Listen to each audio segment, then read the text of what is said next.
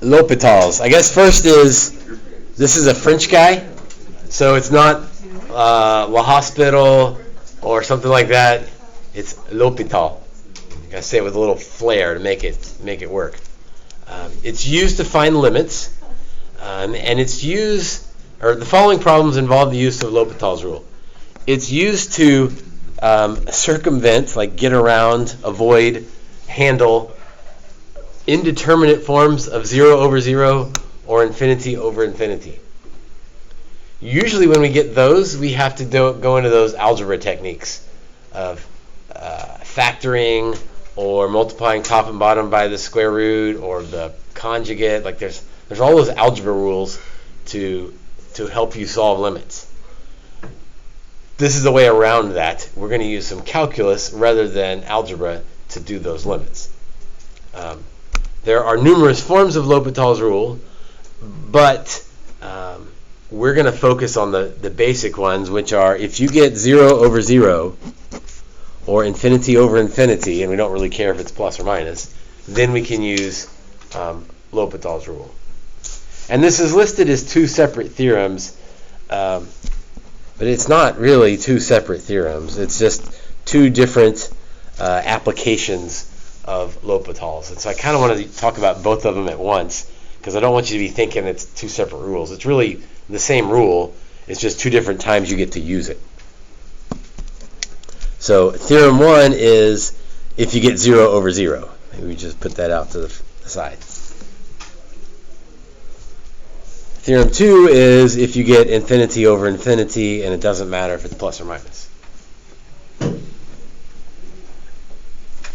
But either one you get, you do the same thing. So we'll walk through them both, but it's kind of the same. It's the same process. It's a different initial step, but if you get either one of those, the next step is the same. So again, I don't like that we list them as two separate theorems.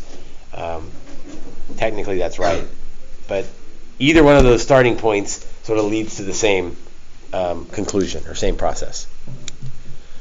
Okay, suppose that the limit of f of x equals 0 and the limit of g of x equals 0, and that the functions are differentiable on an interval containing the spot we're looking at. You don't really have to worry about that because they're not going to give you one that's not differentiable because it won't work. For the AP test, you must state these conditions no matter what anyone else tells you. The Facebook group is constantly going back and forth and trying to figure out exactly how to phrase this. And so I'll give some examples later on how to phrase it to make sure the AP grader knows that you know what you're talking about. So here's the big conclusion. If the top limit's 0 and the bottom limit's 0, then that means we get 0 over 0, and it's like, well, you can't divide by 0, but 0 divided by anything is 0, so like which rule do we go with? Well, the rule is if you take the derivative of the top and the derivative of the bottom, like separately, so this isn't a quotient rule thing, it's just take the derivative of the top, the derivative of the bottom, and redo your limit, and that'll get you the answer. So it's super easy in practice. If you get 0 over 0 or infinity over infinity, first of all, say that you're getting that, and then take the derivative of the top, derivative of the bottom, and try again. That's all it is. Theorem number 2 is exactly the same. It's just a different starting point, but it's the same process. If you get an indeterminate form, that's the fancy word for 0 over 0 or infinity over infinity, then use L'Hôpital's rule. Derivative of top, derivative of the bottom. In both forms of L'Hôpital's rule, it should be noted that you're required to differentiate separately, meaning this is not a quotient rule thing, but separately the numerator and the denominator, if you get 0 over 0 or infinity over infinity. Again, don't confuse L'Hôpital's rule with the quotient rule. So, a couple of examples. What's the first go-to thing on limits? What's our first attempt? Just plug it in. Always just plug it in. Maybe they snuck in an easy one and you don't have to do anything else. but always plug it in first. So 2 minus 2 over 4 minus 4. Now here's where we need to be careful about our what we write, our notation. Because we don't want to say that is equal to 0 over 0. Because 0 over 0 doesn't mean anything, and so we can't say that it's equal to that. So don't write equal 0 over 0. You need to write something like, is the indeterminate form 0 over 0. Again, do not write equal 0 over 0, because that's not technically correct.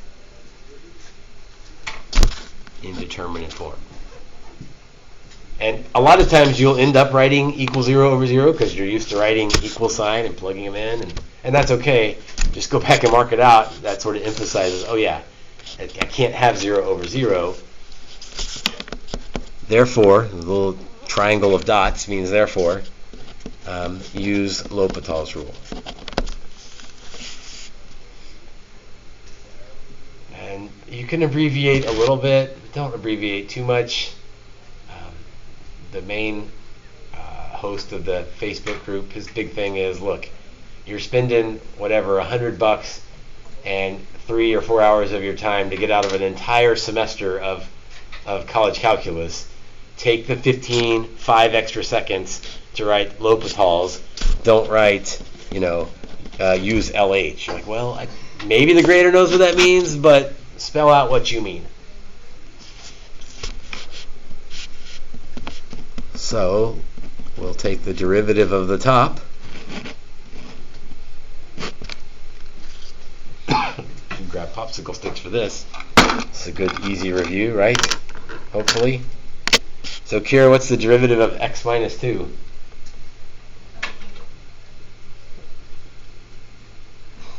Yep. You're like, it's too easy. I'm going to miss it. Yeah, it's just 1. Again, with polynomials, derivatives give us easier things. That's another way we like L'Hopital's rule. Gregory, how about the derivative of the bottom?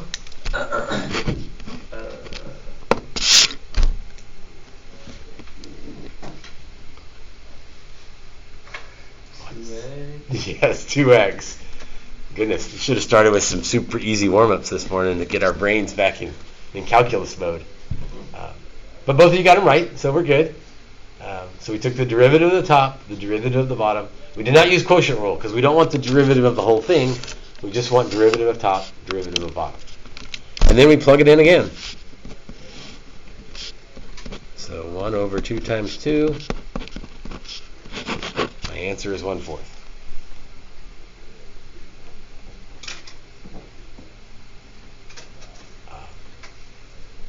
We could have done this problem. In fact, we probably did this exact problem months and months ago when we first learned about limits, and we get 0 over 0. You could factor this top and bottom, and the x minus 2's would cancel, and then you would get 1/4. So this one you could use algebra, but you could use calculus, and it doesn't matter to us which one you do. Example 2. This one, I don't think algebra is going to work for us. Again, first attempt is plug things in. 2 times infinity plus 73. Well, that's going to be infinity. Infinity squared minus 5. Well, that's going to be infinity. And then we say, whoops, wait a minute. We can't really equal infinity over infinity. So let's write this is the indeterminate form infinity over infinity. Therefore, let's use L'Hopital's rule. Again, if you leave equals infinity over infinity, I'm going to take off a point because that is an incorrect statement. That limit does not equal infinity over infinity. I don't know what it equals right now, but it's not that. So let's take a derivative of the top and a derivative of the bottom and see what happens. So, Mia, how about the derivative of the top? What's the derivative of 2x plus 73? 2. And Anders of the bottom? 2x. And then we try again. So we plug in infinity, and we get 2 over 2 times infinity.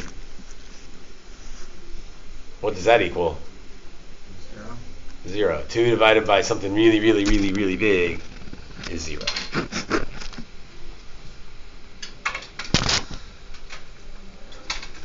By the way, this is another one that has an algebra.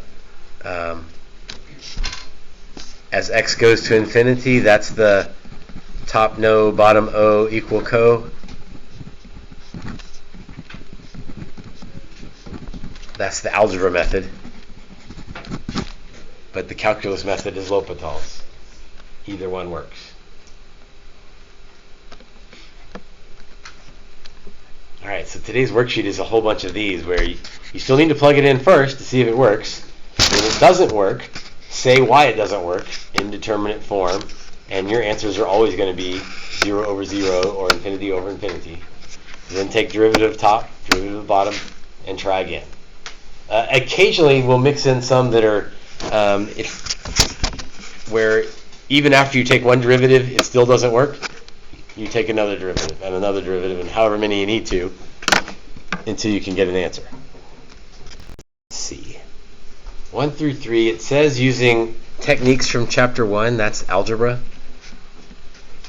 But let's just jump to L'Hopital's rule. So don't worry about algebra rules. Although, for number 2, do you remember what the algebra rule would be? What you would do with number 2 to algebra your way to a better answer?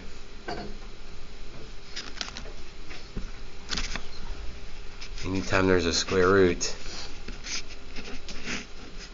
multiply the top and the bottom by the conjugate. But we don't have to do that anymore. Instead, we'll use L'Hopital's rule, and we'll take a derivative of the top, a derivative of the bottom.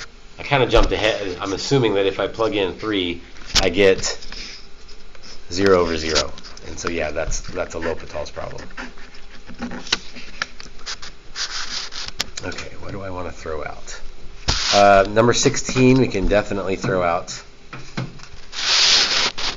Number 17, you'll need to get a common denominator first.